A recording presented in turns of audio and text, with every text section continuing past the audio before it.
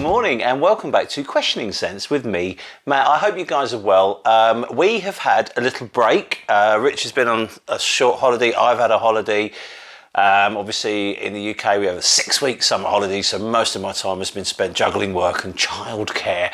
So we decided to take a little break from the channel just to get our sort of personal lives in order and make sure that we A, had a bit of a break from it, and B, spend some time with our families and all that kind of malarkey. But anyway, we're back. So welcome back. Thank you for your patience. But just to let you know, yeah, we are back as normal, so videos will be coming out. Now, I have got the ubiquitous full autumn list to film, so that will be coming out this week. But before we got into that, I thought I would talk about this one because it's a fragrance that's somewhat gone under the radar a little, and I think it's a really good one. So today we're going to be talking about this one here, which is Loewe 7 Cobalt. Now, I'm pretty sure that's how you pronounce Loewe. I did ask recently a lady in Selfridges how to pronounce it, and that's what she said. So I'm going with the sales assistant who actually works for the company, so hopefully I'm quite right. But if I'm not, please write in, please let us know. Okay, so what's this one about? Well, it came out in 2021, and it's kind of gone out, it came out sort of under the cover of darkness, shall we say. There's not been a lot of talk about it, and it surprises me because it's a really, really nice fragrance. So I suppose we should have a look at the bottle. Sorry, there is a bit of building work going on outside, so you may pick up some background noise, so I do apologise for that. But here it is. This is a 100ml bottle. Now, I got this via Amazon Prime, and it was obviously a free delivery next day, and it was under £80 for the 100ml. So please shop around because it's a pretty good fragrance for the money. Now, if we look at the notes, you will understand why I think this is quite weird, because it doesn't particularly smell like the notes suggest it will. On the top you have sage, then you have blackcurrant, you have vetiver, you have incense, pink pepper, tonka bean and cloves. So that, to me, if I read that note listing, I'd be expecting something a lot heavier than this, and this is not. This is a real freshie. So I'm wearing it at the moment, and what we'll do is I'll have another little spray now. If you're following us on Instagram, you'll notice that this is my fragrance of the day. So I'm going to spray now just to recapture the top notes, and then we'll talk a little bit more about the perfume itself. Okay. So, yeah, great atomizer. It chucks out a healthy mist. So, yeah, really good spray on this. I mean, the bottle itself is quite heavy. There's a lovely cap to it, actually. I really like this wooden cap style thing. And then it's just kind of like a monolithic, fairly plain box. Label's rubbish, but, I can tell what it is. So while that settles down, we will then have a look and we will talk a bit more about the fragrance. Okay, so the first thing you'll notice when this hits your skin is it's fresh. It's slightly sweet, it's not overly sweet, but it instantly reminds me of other fragrances. But it's not a clone, it's different to anything I've tried like that, but it does remind me of things like this. This is a L'Immensité from Louis Vuitton, a favourite of mine. And this is certainly, the Loewe is certainly in that ballpark. It certainly has that vibe for it. So if you like L'Immensité or you like Abercrombie & Fitch's Fierce, you're going to like this, there's no doubt about it.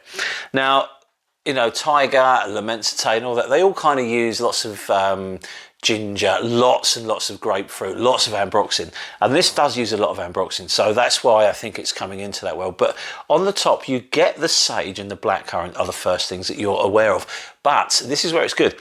It's not overly sweet, and the blackcurrant, you don't think, big bowl of blackcurrant. You don't get that at all. You get a slight, almost nondescript fruitiness, which is tempered with the herbal infusion of sage, which really, really works well. And then it becomes about the vetiver. I wouldn't worry too much, because I was thinking, is this incense and pepper? Is this going to be really heavy? You do get a bit of the cloves, and the tonka bean just kind of gives a smoother base. It almost smells like a woody base, so there's not much in the way of wood mentioned, if anything. I know vetiver can sometimes be a little woody, but it would almost, I wouldn't be surprised to find some cedar in here as well that's not declared, because you have this fruitiness, this herbal infused fruitiness that just kind of slowly becomes more about the vetiver, and it's really, really well done. It's very, very clean. It's very refreshing, and it's just this overall freshness, which I love. This is the perfect fragrance to wear for work. This is the perfect office fragrance. It's just lovely. And the fact that it's so much cheaper than, say, its nearest competitor. I mean, this is £230 a bottle for 100ml. And as I say, you can get 100ml of this for under £80 in the UK. And I'm sure if you can get it here for that price, you'll probably be able to find it elsewhere for that. So, you know, a lot of people don't talk too much about, you know, Loewe. They're a big Spanish company. They've been around for years, kind of more associated with leather than fragrance, but they do have a lot of fragrances under their belt. And if this is anything to go by, this is the first one I own from the house, I will certainly be exploring more, because I think you're getting excellent quality for really good value. Now, you know, do I prefer L'Immensité? Yes, I probably do, if I'm honest. But this isn't bad. This will probably get more of a wearing than L'Immensité, purely because, you know, it's a lot less expensive and it does a really, really similar job. Now, I know I'm kind of referring it and comparing it to L'Immensité a lot in the video, but I just wanted to reiterate, they don't smell alike, okay? They're not a clone of each other.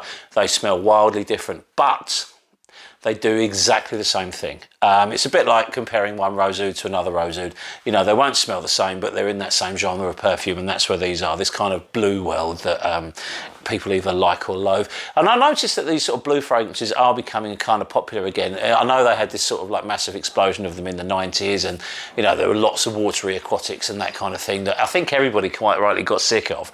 But now there's a bit of a renaissance. They seem to be coming back, and this one is a really good point of starting, especially if you are, you know, not wanting to commit to such an expensive perfume as L'Immensité.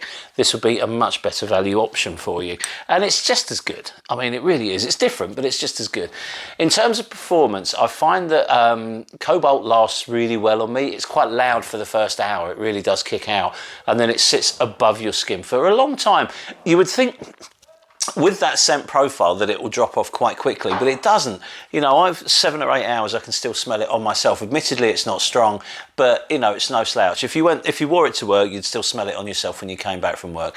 And because of the way it's pitched, it sits above your skin. It's not going to offend anyone, but it will make you feel clean and fresh and quite interesting smelling for your entire day at work. So I thoroughly recommend it for that. So who can wear it? Who can wear Cobalt? Well, it's undoubtedly a masculine leaning fragrance, but because of its sort of herbalness and its slight fruitiness, it will smell great on everybody. You know, it's a woman can wear this, a guy can wear this, no problem at all. I think a young thruster will absolutely love this one, but I think the more mature fragrance enthusiast will enjoy it too. There's just nothing in this fragrance to dislike.